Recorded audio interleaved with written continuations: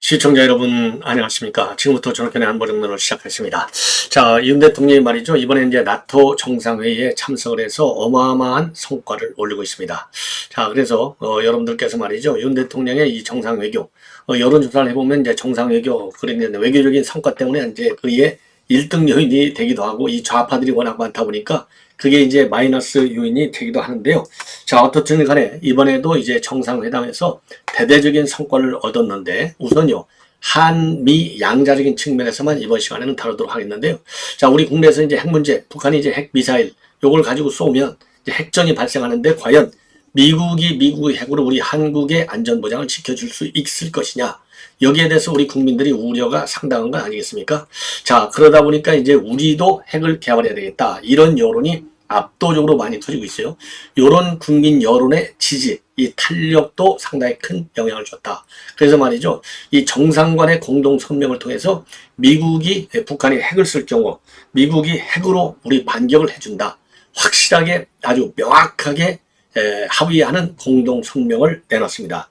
이거는 어마어마한 성공이 아닌가 이렇게 생각이 들어요. 자, 그래서 요 내용을 조금 자세하게 이번 시간에 이제 말씀을 드리도록 하겠고, 그 다음에는요, 이제 우리 이제 전당대회인데 말이죠. 지금 전당대회 특히 이제 원희룡과 한동훈 간의 공격. 요게 너무나 심해지다 보니까 지금 우리 내부에서도 이 정도가 되면은 나중에 심리적 분당을 일으킬 수 있는 것 아니냐. 이런 우려까지 나오고 있어요. 그러니까 당초는 말이죠. 지금 이제 민주당의 경우에는 이 제명이 단독 출마나 마찬가지이기 때문에 요거 완전히 흥행에 실패했다. 그래서 지금 이제 민주당에서는 비상에 걸려 있다. 그러다 보니까 김두관이가 이런저런 사정으로 나온 것이 아니냐. 이렇게 됐었는데요. 지금 거꾸로 지금 우리 국민의힘의 이 전당대회가 그야말로 돌아올 수 없는 다리를 걷는 것이 아니냐. 그러니까 지금 민주당 내부에서는요. 야, 국민의힘 전당대회가 아니었으면 어쩔 뻔 알았어. 요런 비아냥까지 나오고 있는 상황이 되겠습니다. 그래서 심리적 분당 상태의 우려가 내부로부터 나오고 있다. 이거 굉장히 위험한 평가인 것 같고요. 요래서 전당대회가 굉장히 우려가 되고 있는데 뭐 서정욱 변호사는 여러분들 뭐 모시는 분 없죠. 굉장히 아주 말도 잘하고 뭐 논리도 좋고 그리고 이제 법리도 굉장히 해박한 그런 변호사인데 많이 이제 그 전파력이 상당히 세요. 근데 지금 문화일보의 보도를 보면 말이죠. 이 서정욱 변호사가 굉장히 중요한 얘기를 했습니다. 예, 물론 이제 문화일보에다 대고 한 건 아니고 어제 이제 MBC 라디오에 나와가지고 이 한동훈과 윤석열 대통령과의 갈등 관계를 인정하는 아니 뭐 윤석열 대통령 갈등 관계 있다는 건 다 아는데 상당히 적나라하게 지금 의견을 얘기했어요. 자, 여러분들 뭐 잘 아시다시피 서정욱 변호사는 이제 뭐 한동훈도 잘 알고 또 뭐 윤 대통령도 잘 알겠죠. 뭐 개인적인 친분 관계는 모르겠지만은 자, 그런데 여기서 지금 이제 윤 대통령이 이런 뭐 XX를 어떻게 믿냐 분노를 터뜨렸다 이런 얘기를 MBC가 질문하니까 맞다. 예, 사실이다. 이렇게 확인 사설을 해줬어요. 요것도 지금 그러지 않아도 지금 이제 이런 문제를 가지고 그래서 이제 한동훈이는 이제 반윤으로 분류되기까지 하는데요.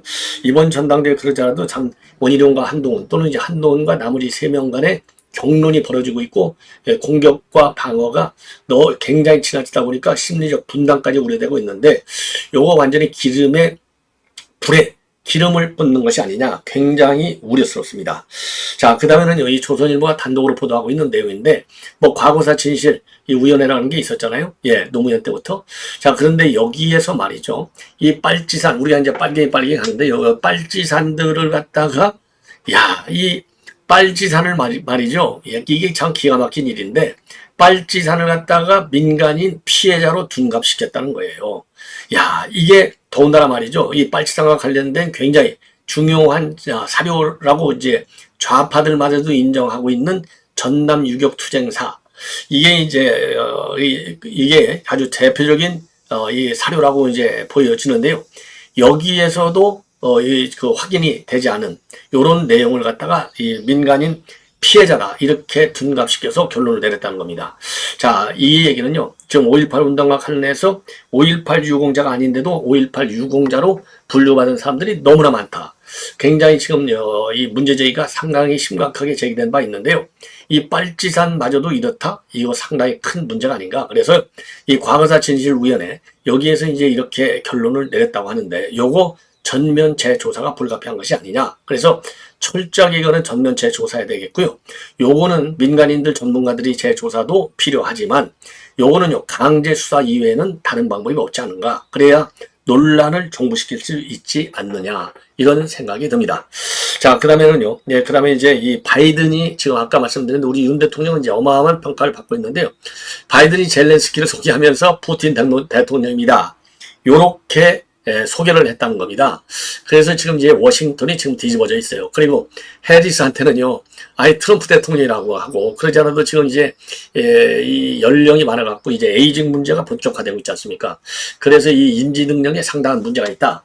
그래서 이제 후보 교체론이 굉장히 세게 떠오르고 있는 상황에서 이러한 얘기가 나오니까 말이죠. 지금 이제 바이든 측에서는 뭐 굉장한 긴장 국면에 들어가 있고, 지금 민주당의 지금 완전히 난리가 났다. 그야말로 이러한 보도가 외신을 중심으로 해서 대대적으로 제기가 되고 있습니다. 자, 이러한 내용을 가지고요. 여러분께 이제 하나씩 자세하게 좀 설명을 드리도록 하겠는데 말이죠. 이 바이든과 그 다음에 이제 윤석열 대통령과의 정상회담. 이제 본래 저도요. 이 바이든인가 이제 처음에는 이제 우리 보도를 보면은 정상회담은 상당히 좀 무동적이다. 아직도 정해지지 않았다. 이게 이제 떠날 때까지의 상황이었거든요. 그래서 바이든 대통령이 이게 인지 문제, 노화죠, 에이징, 그러니까 이제 고령 문제, 이게 자꾸 이제 주목이 되니까 나토 회의 그 자체만 집중하다 보니까 한미 정상회담, 또 한미일 정상회담에 대해서는 조금 여유가 없는 것 아니냐, 조금은 저도 이제 부정적으로 좀 봤어요. 그런데 지금 보도를 보면은 이제 한미일 정상회담은 안 하는 것 같아요. 안 하는 대신에 한미 관계를 하는 것 같아요. 왜냐하면 정상회담의 그런 게 이제 대선 다시 지금 출마했지 않습니까? 요 출마했는데 하나의 외교적인 성과로 이 한미 정상회담을 부각시키는 요런 이 약재로 써먹으려고 막판에 마음을 바꾼 것 같아요. 자, 그래서 이 정상회담을 이제 했는데 우리 입장에서 제일 중요한 것이 바로 뭐냐? 미국 핵무기로 말이죠. 이 북한이 핵전을 벌이면 바로 대응한다. 요 공동성명을 채택했습니다. 자, 그래서 말이죠. 이게 어느 정도나 이제 의미가 크냐면 미국의 핵 자산을 갖다가 북한이 핵전을 벌였을 때 미국 핵 자산을 바로 쓰겠어. 이렇게 똑부러지게 대답을 한 거, 약속을 한 거. 이거는 이번 공동성명이 처음입니다. 자, 이렇게 된 것은 여러분들 아시다시피 이제 바이든도 이제 이 북한 핵 문제를 굉장히 중시하고 있어요. 자, 그래서 작년 4월 달에 워싱턴 선언이 이루어졌고 그 워싱턴 선언에 따라서 작년 7월 달에 NCG 핵협의그룹이 출범했습니다. 여기 핵협의그룹에서 한미양국은요, 이 핵 전략을 어떻게 쓸 것이냐, 요거를 집중적으로 논의해 왔고, 그래서 그동안에 20여 차례의 실무급 회의가 있었고, 그리고 지금 이제 오늘 오전에도 국방부 대표들의 NCG 지침에 서명하고, 그리고 그것을 윤 대통령하고 바이든 대통령이 승인 조치를 했습니다. 그래서 명실상부한 한미 일체형 확장 억제가 드디어 마련이 됐다. 한마디로 얘기해서요. 미국의 핵 전력하고 우리네 첨단 재래식 전력이 통합돼서 북한 핵을 억제하겠다. 이런 이제 이 시스템이 완벽하게 구축이 된 겁니다. 그래서 우리 군은요, 이번에 이제 한미 공동성명에 따라서 미군하고 우리 한반도 핵 운용에 관한 모든 정보를 공유하고 또 기획하고 또 연합 연습 훈련 작전까지 모든 것을 같이 하는 걸로 되어 있어요. 그래서 이 공동성명 내용을 보면 말이죠. 이게 굉장히 중요한 문건이거든요. 북한의 한국에 대한 어떠한 핵 공격도 즉각적, 압도적, 결정적 대응에 직면한다. 이 워딩이 무지개 셉니다. 즉각, 압도, 그 다음에 결정. 이게 즉강 끝이나 이제 비슷한 그런 신원식 장관이 내놓은 게 즉강 끝이잖아요. 즉각적으로 강력하게 끝까지. 자, 그래서 이제 즉각적이고 이제 강력하게보다 더 센 게 압도적인 거죠. 그냥 강력이 아니라 이길 수 있는, 압도하는. 그 다음에 끝까지가 이제 영어로 얘기하면 finally니까 결정적으로, 끝까지, 결정적으로, 아주 그냥 결정적으로 핵전에서 이길 수 있게끔, decisive한 이런 리스판스를 한다. 이렇게 보여집니다. 그리고 바이든 대통령도요, 한국에 대한 미국의 확장 억제 공약은 핵을 포함한 모든 범주의 미국 역량으로 뒷받침된다. 그러니까 핵만 가지고 하는 게 아니라 미국이 가지고 있는 첨단 재래식 전력도 다 쓰겠다는 겁니다. 그냥 모든 범주거든요. 모든. 그러니까 이거는 사이버 역량까지도 포함한다. 이렇게 아주 폭넓게 보도록 우리가 이제 볼 수 있도록 외교 당국 간의 이제 디테일 협상은 이제 후속 협상은 이어져야 할 것이 아니냐 이렇게 생각이 들고요. 윤 대통령도요 모든 범주의 한국 역량이 한미동맹의 연합 방위 태세에 크게 기여할 것이다. 그리고 한미 핵협의그룹 출범 이래 의 진전은 양국이 진정한 글로벌 포괄 전략 동맹이며 어느 때보다도 강력한 상호방위 관계를 맺고 있고 한반도의 평화와 안정 그리고 완전한 비핵화에 대한 공동의 이익을 가지고 있음을 실증한다. 이렇게 밝혔습니다. 아주 정말 믿음직스러운 제일 확고한 공동성명. 핵전에는 핵으로 대응한다. 이게 항상 이 보복 전략. 그렇죠? 그래서 핵은 반드시 핵으로 만들어져야 된다. 그래서 제가 여러분께 말씀드린 대로 전술 핵무기라도 다시 갖다 놓지 않으면은 북한의 핵전에 우리가 대응할 방안이 없다. 이렇게 그래서 전술 핵무기만큼은 상징적인 조치로서나 실효적인 조치로서 최소한의 북한의 핵전을 막을 수 있는 유일한 방책이 된다라고 주장해 왔는데요. 이제 이 정도까지 이제 합의해 놨으면 조금은 마음을 놓아도 되지 않을까. 좀 미국을 믿어도 되지 않을까. 이런 생각이 들지만 여전히 이게 외교문서라고는요. 나쁘게 얘기하면 페이퍼에 불과할 수도 있어요. 그 당시에 결정적으로 미국 내 여론이 그래 북한이 핵을 쏘았으니까 한국도 핵으로 방어해줘야지 무슨 소리야. 약속같이 했잖아. 이런 여론이 클 것인지 아니면 그거는 그냥 외교 문서야. 그래서 이 국제법에는 강제력이 없잖아요. 유엔 안보리 결의권 이외에는 국제법은 강제력이 없어요. 지 마음이에요. 힘센 나라 마음입니다. 힘센 나라 미국을 지금 압도할 나라가 없잖아요. 그 당시 미국 대통령이 누구냐? 그 다음에 미국 내 의회가 과연 어느 정당이 이걸 갖고 있느냐? 예. 그 다음에 미국 국민들의 여론이 미국 핵무기를 갖다 쓰는 것을 좋아하느냐? 최소한도의 이 세 개의 변수들이 상존하고 있어요. 자, 그렇기 때문에 이런 공동성명은 만들어졌지만 그래도 최소한의 실전 이 배치, 전술핵무기의 실전 배치. 더군다나요, 왜 이제 전술핵무기도 이제 안 갖다 놓냐? 파괴력이 너무나 커. 뭐 딱 쏘면 전술핵무기라도 파괴력이 너무나 큰데 요즘 미국이 개발한 신형 전술핵무기 요거는요 굉장히 정교하게 만들어졌어요. 그래서 타겟을 대상으로 딱 쏘면 거기만 딱 말하자면 김정은 사무실 유리창을 딱 뚫고 가서 김정은이만 죽이고 그 주변의 방사능 이 피해는 최소화시키도록 아주 정교하게 잘 만들어져 있어요. 전술핵무기가. 그래서 과거의 전술핵무기가 아니다. 과거는 뭐 전술핵이라도 피해가 너무나 커요. 근데 지금은 피해를 아주 쪽집게 같이 팍 줄일 수 있는 이 정밀성, 그렇죠? 이 정교성, 이게 굉장히 발전되어 있어요. 그렇기 때문에 최소한의 이 전술핵무기는 그래도 있어야 된다. 그래서 전술핵무기라도 갖다 놔야 이런 공동성명이 힘을 받는 거예요. 전술핵무기도 없으면 이거 뭐 대책이 없죠. 예. 자, 그래서 너무나 많은 변수가 작용하기 때문에 이 공동성명이 실제적으로 작동될 것인지 그래서 저는 여전히 그럼에도 불구하고 우리의 지금 완전하고 그야말로 분명한 이런 핵 억제 장치를 위해서는 전술 핵무기는 반드시 필요할 것이 아닌가. 자, 이렇게 생각이 듭니다. 그래서요, 지난번에 이제 워싱턴 선언에서 합의한 대로 한미 핵 협의 그룹이 만들어져 있거든요. 뉴클리어 컨설터티브 그룹에서 통상신문에서요 NCG 그룹 하는 거예요. 요거에 큰 영향을 받았고 이 워싱턴 선언이 힘을 받게 됐다. 이런 말씀을 드립니다. 자, 요거는요, 이제 사실상 이제, 오늘이면 이제 이 나토 정상회의가 다 끝나고 이제 기웃길에 오르는데, 종합평가할 때 좀 더 자세하게 말씀을 드리도록 하겠습니다. 자, 이번에는요, 이 한동훈과 관련된 우리, 전당대회 관련 얘기를 조금 하겠는데요. 지금 전당대회가 과열되는 정도가 아니라 지나치다. 이러한 우려가 많아요. 그래서 이렇게 가면 심리적으로는 사실상 전당대회 끝나면 분당이나 마찬가지가 아니냐 이런 우려가 제기되고 있는데 이런 우려에 이거 또 불을 지르는 것이 아니냐. 뭐 서정욱 변호사 얼마나 훌륭합니까? 굉장히 훌륭한데 이거는요.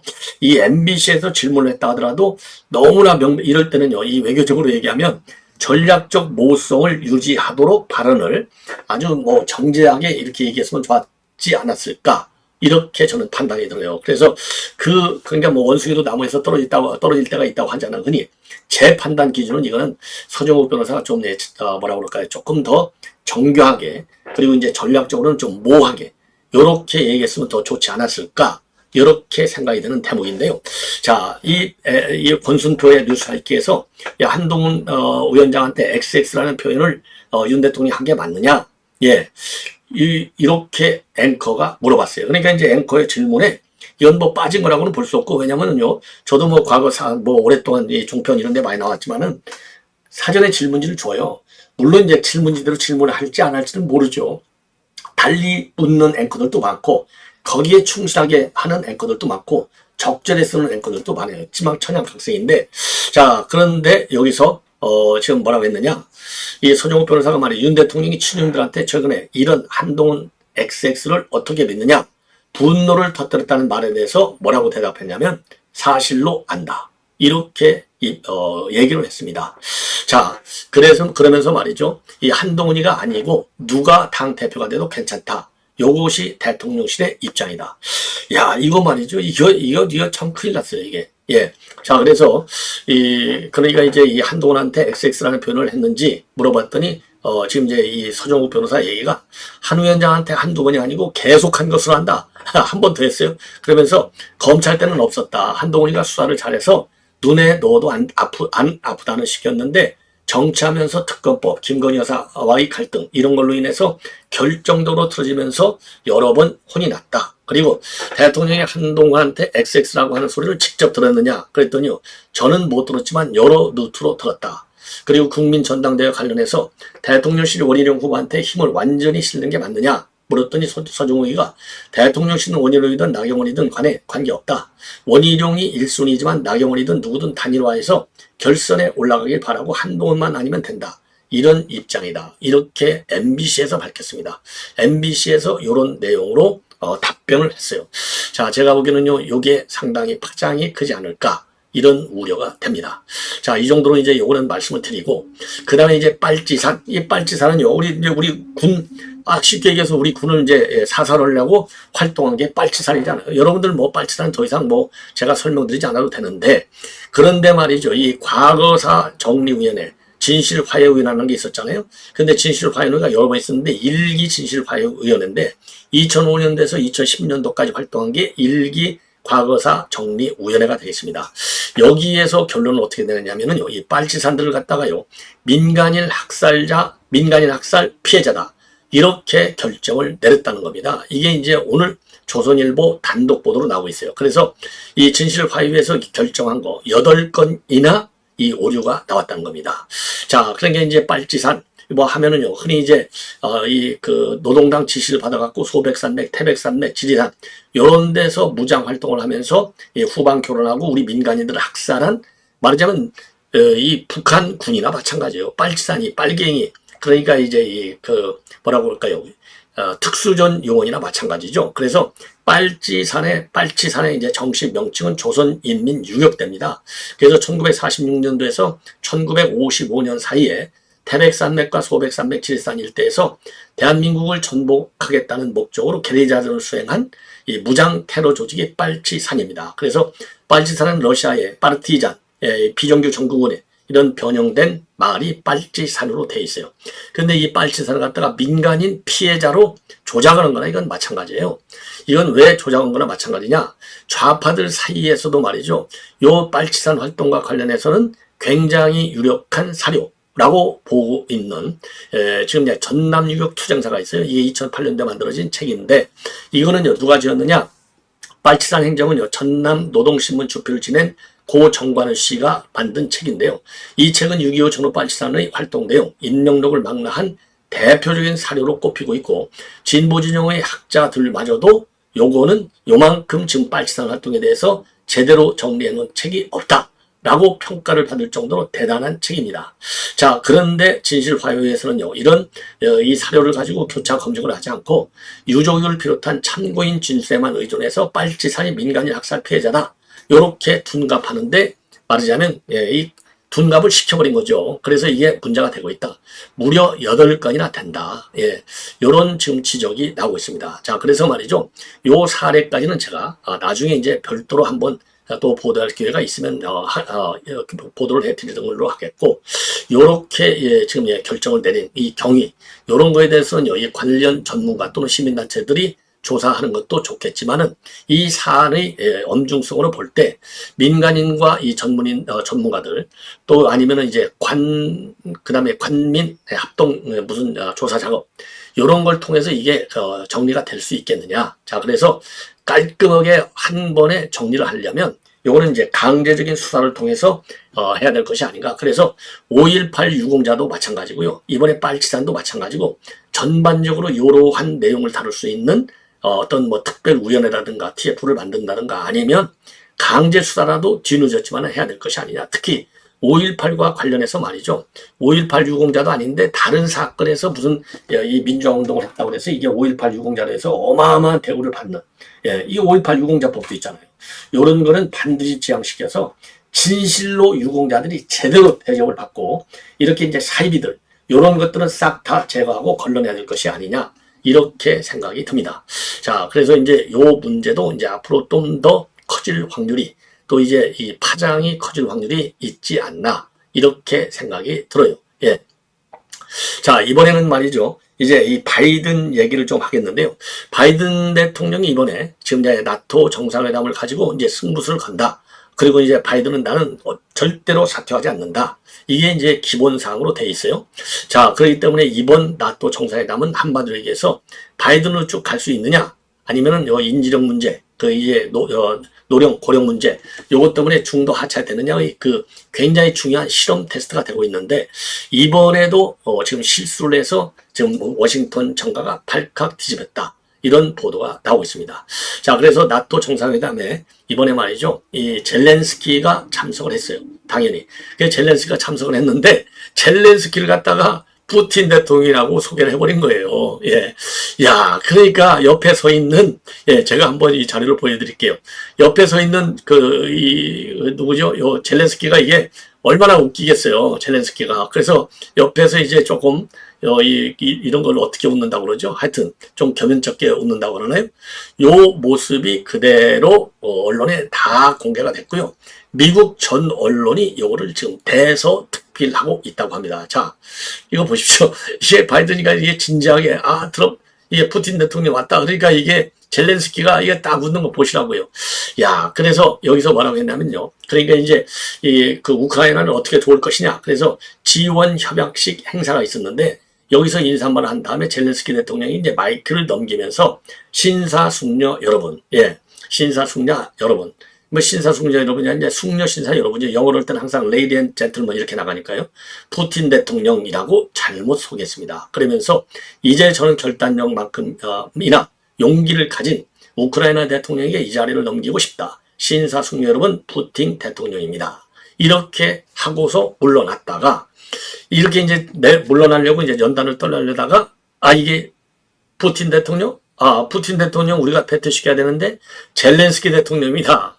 푸틴을 패배시키는데 너무 집중하고 그러다 보니까 제가 실수를 했습니다. 자, 그렇게 하고 이제 젤렌스키하고 악수를 하면서 떠내니까 젤렌스키가 내가 더 낫다 웃으면서 말을 받고 바이든도 훨씬 당신 더 나아 이렇게 해서 간신히 상황을 모면한 걸로. 자, 그러다 보니까 이 기자실에서 말이죠. 워싱턴 나토 정상회의 기장실에서 난리가 났다고 합니다. 오 마이 갓. 이러면서 탄식 소리가 어마하게 났고, 요 내용에 미국, 전 세계, 한국 대통령 정상회담만 해도 전 세계 기자들이 지금 다 모여드는데, 전 세계 언론이 이거 다 이게 노출이 돼버린 거예요. 그리고 또 말이죠. 어제 저녁에는 지금 이제 또 무슨 얘기가 있었냐면요. 사단이 있었냐면은 5시 30분에 기자회견을 갖기로 공지가 돼 있었어요. 왜냐? 이 고령 문제 때문에 이제 기자회견을 가져갖고 이걸 불식시키려고 5시 반에 기자회견을 갖겠다고 얘기했다가 2시간 가까이 2시간이 지난 7시 30분에야 진행이 됐어요. 그러니까 2시간이 뒤늦게 진행됐는데 그때도 말이죠. 해리스가 출마하느냐 이런 질문에 대해서 트럼프가 대통령이 될 자격이 없다고 생각한다면 애초에 부통령으로 뽑지 않았을 것이다. 자, 이게 트럼프가 대통령이 될 자격이 없다고 생각한다면, 그러니까 이게 이 해리스를 갖다가 이제 또 트럼프로 얘기한 거예요. 그래서 지금 워싱턴 정가가 완전히 발칵 뒤집어졌다. 이러한 보도가 나오고 있습니다. 자, 이 바이든 대통령, 그 다음에 이제 하나만 더 여러분께 말씀을 드리면요. 지금 삼성, 이 노조, 요 파업이 완전히 이제 사실상 이제 실패로 끝난 거, 당연히 실패로 끝나야죠. 예, 예를 들어서 TSMC 이런 데는 노조 파업이 없잖아요. 자, 그런데 삼성전자 노조 파업 참여자 수가요, 사흘 만에 20분의 1로 줄어들었다는 겁니다. 그래서 전삼노, 즉 전국 삼성전자 노동조합이요, 삼성전자 기흥 캠퍼스 8인치 라인 건물 앞에서 벌인 집회가 회사 추산으로 지금 150여 명, 노조 추산으로는 350여 명 정도밖에 참여를 안 했다고 합니다. 이게 어제 있었는데, 자, 그런데 전체 삼성전자 직원이 12만 5천 명 정도가 되는데요. 이거를 따지면 0.3%에 불과하고, 전남노, 그러니까 이 삼성 노조 소속 조합원이 약 3만 2천 명 정도 되는데, 요거의 1%에 불과했다는 겁니다. 자, 그래서 지난 8일 날 화성사업장 정문 앞에서 벌인 총파업 결의대회에서는요, 회사 추산으로 3천여 명이, 그리고 노조 추산으로는 6,500여 명이 참석했는데, 자, 지금 이제 노조 투쟁은요, 여러분들 잘 아시다시피 임금 인상률을 좀 올려달라, 그리고 성과급 지급 기준을 변경해달라, 이런 취지로 지금 이제 파업을 하고 있는데요. 이렇게 지금 파업에 대한 이 동참률이 현격히 줄어들고 있어요. 자, 그래서 지금 삼성전자의 파업, 지금 이제 삼성도 뭐 이번 뭐죠, 이 소득 영업이익은 이제 뭐 한 10여 배로 이제 갑자기 팍 늘었는데요. 자, 전반적으로 지금 삼성도 영업이익이 과거에 비해서 현저히 떨어지다 보니까 지금 굉장한 위기에 처해 있는데, 요 노조까지 파업에 안 되는 것이죠. 그러니까 이제 노조 자기네가 보기에도 지금은 파업할 시기가 아니다. 그래서 이런 반성문을 쓰고 있다 보니까 요 파업 내용이 팍팍 줄지 않느냐, 이렇게 판단이 됩니다. 자, 여기까지 제가 방송을 해드렸고요. 또 이어지는 저의 계속되는 방송에 대해서 여러분들의 많은 시청과 그리고 이제 격려, 댓글, 또 새로운 구독자 확보에 여러분들께서 많이 도와주시면 대단히 고맙겠습니다. 자, 시청자 여러분, 이것으로 본 방송은 마치겠습니다. 대단히 고맙습니다.